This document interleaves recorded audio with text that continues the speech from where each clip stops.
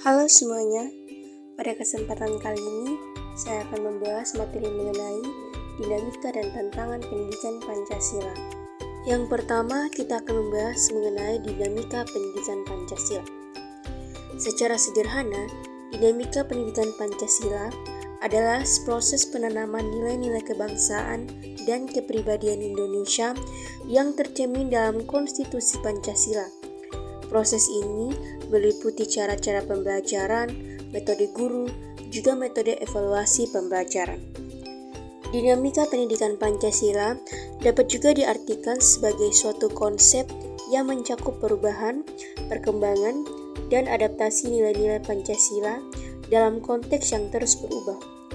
Dinamika ini mencakup berbagai aspek yang mempengaruhi pemahaman, implementasi, relevansi Pancasila dalam kehidupan masyarakat. Beberapa aspek kunci dinamika Pancasila yang telah dijelaskan sebelumnya melibatkan evolusi nilai-nilai, peran generasi muda, pengaruh globalisasi, multikulturalisme, teknologi, partisipasi masyarakat, reformasi, pendidikan, dan pemberdayaan perempuan.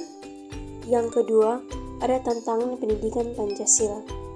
Tantangan pendidikan Pancasila menghadapi berbagai tantangan di era modern seperti yang pertama, globalisasi. Globalisasi membawa dampak positif dan dampak negatif terhadap pendidikan. Di satu sisi, akses terhadap informasi global menjadi lebih mudah. Tetapi di sisi lain, terjadi homogenisasi pendidikan yang mungkin mengancam keberagaman budaya. Oleh karena itu, sistem pendidikan harus mampu menyelaraskan diri dengan perkembangan global tanpa kehilangan nilai-nilai lokal dan identitas kultural. Yang kedua, ada radikalisme dan intoleransi. Tantangan ini dapat mempengaruhi lingkungan pendidikan dengan menyebabkan polarisasi dan konflik di antara siswa. Penting untuk membangun pendidikan yang mempromosikan pemahaman antar budaya, toleransi, dan penghormatan terhadap perbedaan. Mengintegrasikan kurikulum yang mengajarkan nilai-nilai keadilan sosial dan mengembangkan keterampilan berpikir kritis dapat membantu mencegah radikalisme dan intoleransi. Yang ketiga ada korupsi. Korupsi dapat merusak integritas sistem pendidikan dan menciptakan ketidaksetaraan dalam akses pendidikan. Langkah-langkah pencegahan seperti transparansi kebijakan, pengawasan ketat, dan penegakan hukum yang tegas terhadap praktik korupsi perlu diterapkan untuk memastikan bahwa pendidikan dapat menjadi sarana meratakan peluang tanpa adanya diskriminasi. Yang ketiga, upaya menghadapi tantangan pendidikan Pancasila. Upaya-upaya untuk mengatasi tantangan pendidikan Pancasila dapat kita lakukan dengan yang pertama, penguatan ideologi Pancasila.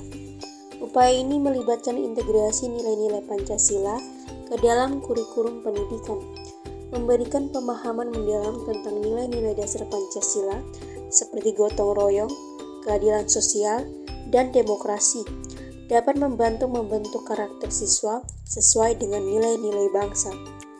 Yang kedua, pendidikan karakter.